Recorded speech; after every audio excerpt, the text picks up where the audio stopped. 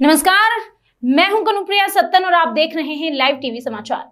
आइए नजर डालते हैं आज की कुछ खास खबरों। राज्य सरकार ने धान खरीद नीति जारी कर दी है। खरीद को पूरी तरह ऑनलाइन करते हुए 299 तौल कालाबाजारी रोकने के जबरदस्त दावे किए गए हैं, जिस पर पूर्व दर्जा राज्य मंत्री व प्रवक्ता उत्तराखंड कांग्रेस डॉक्टर गणेश उपाध्याय ने कहा, इस बार धान खरीद का लक्ष्य 9 लाख मीट्रिक टन रखा गया है, जिसमें कमीशन एजेंटों से 6 लाख मीट्रिक टन धान तोल की अनुमति देना गलत है। किसान और कमीशन एजेंटों को बराबर धान तोल की अनुमति होनी चाहिए। किसानों के धान का सत्यापन मौके पर जाकर पटवारियों द्वारा कराया जाना चाहिए।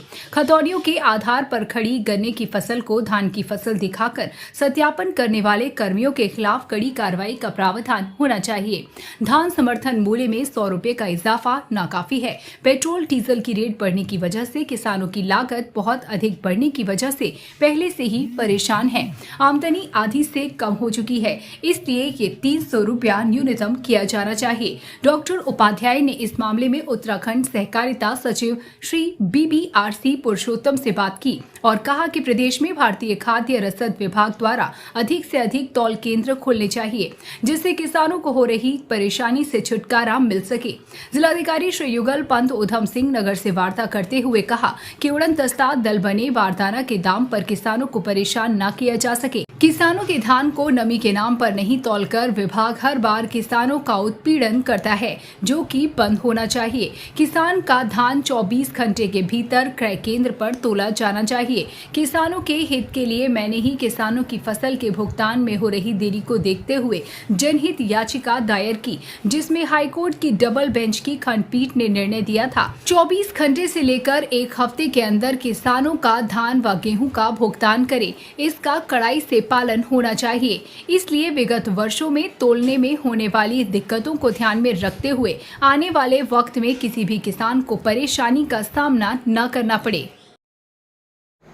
आज उत्तराखंड सरकार ने किसानों की धान क्रय नीति घोषित कर दी है, जिसमें बहुत सी खामियां। हमारा स्पष्ट कहना है, जब भी कोई किसान क्रय केंद्र में अपना धान लेके जाता है, खतौनी के साथ उसका वीडियोग्राफी होनी चाहिए और उसी केंद्र से जो ट्रक रवाना होता है उसी चालान के साथ वीडियो रिकॉर्डिंग भेजना चाहिए, वो साफ स्पष्ट होना चाहिए। और आप देखते हैं कि किसानों की आज आय इस महंगाई के दौर में लागत बढ़ने से आय आधी हो चुकी है और सरकार ने मात्र 100 रुपया बढ़ाया, जबकि 300 रुपया बढ़ाना चाहिए। आप देखिए विगत वर्ष और इस वर्ष बेमौसम बारिश की वजह से किसान कितने तबाह हो चुका और किसानों के प्रति क्विंटल एकड़ की लागत भी बहुत कम आएगी। तो हम ये चाहते हैं किसानों को धान तोलने के तहत किसी भी मौसम का बहाना वहाँ के कर्मचारी नहीं किया जाए। सरकार को इसमें ध्यान रखना चाहिए। मेरे इस परिप्रेक्ष्य से सहकारिता सचिव पुरुषोत्तम जी, जिलाधिकारी उधम सिंह नगर पंत जी से बात हुई, हमने स्पष्ट कह दिया इसमें लापरवाही ना बरतें और हमारे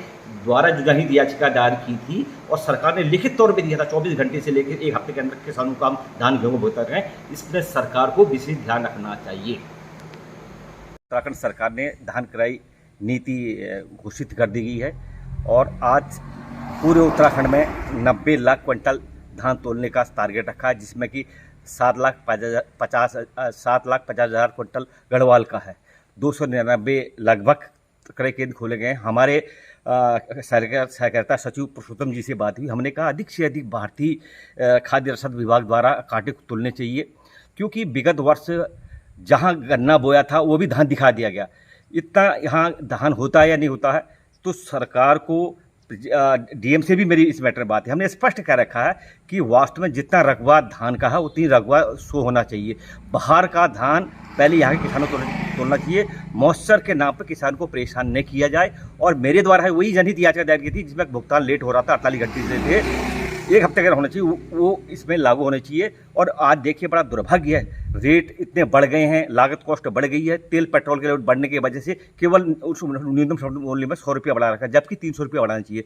सरकार को वास्तव में उत्तराखंड के किसान की हितैषी है तो निश्चित तौर पर ध्यान रखना चाहिए और अधिक से अधिक न्यूनतम समर्थन मूल्य में वृद्धि करनी चाहिए।